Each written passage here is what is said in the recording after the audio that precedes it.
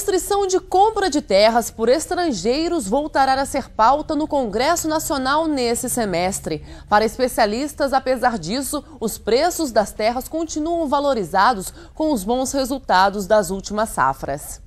A Comissão de Agricultura, Pecuária, Abastecimento e Desenvolvimento Rural pretende votar agora no segundo semestre do ano projetos de lei que restringem a compra de terras brasileiras por estrangeiros.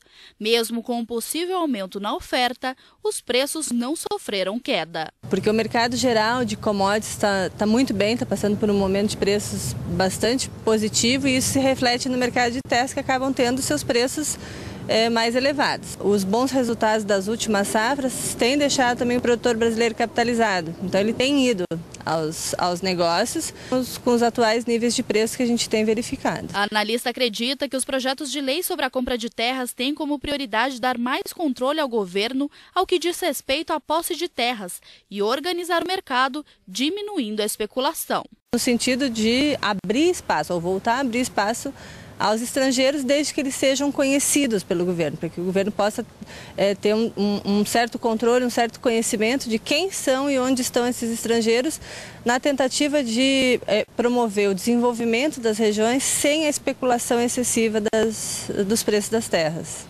De acordo com dados de janeiro deste ano do Instituto Nacional de Colonização e Reforma Agrária, 4,5 milhões de hectares de terras brasileiras pertencem a estrangeiros.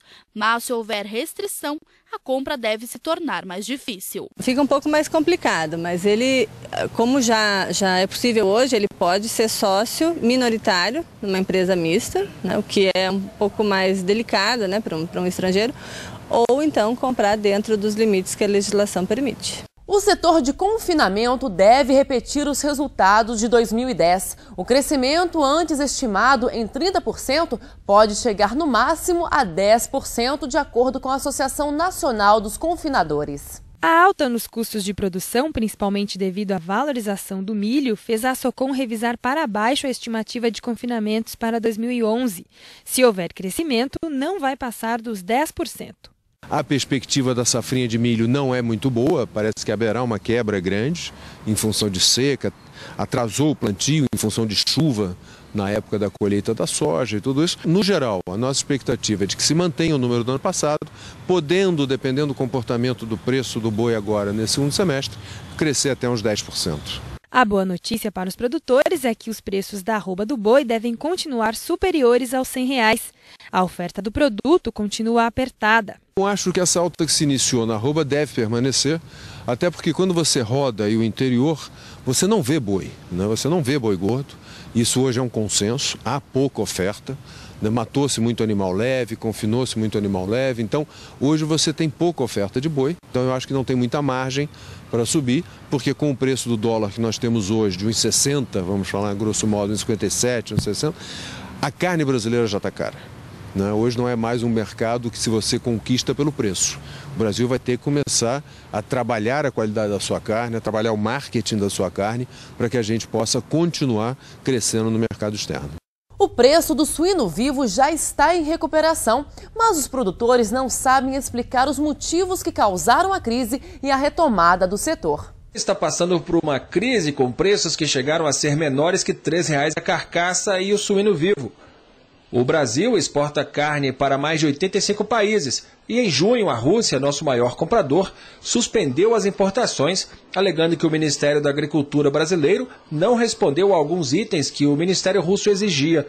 Segundo o produtor Rubens Valentini, que já presidiu a Associação Brasileira dos Criadores de Suínos, a crise fez muito produtor se desfazer de matrizes e até deixar a atividade. Se você imediatamente se desfaz do seu ativo principal, que são as fêmeas, você depois demora muito tempo para voltar. Então a tendência do suinocultor é levar até a última consequência, entendeu? E a maior parte faz isso e depois fica se apertando com o financeiro, né?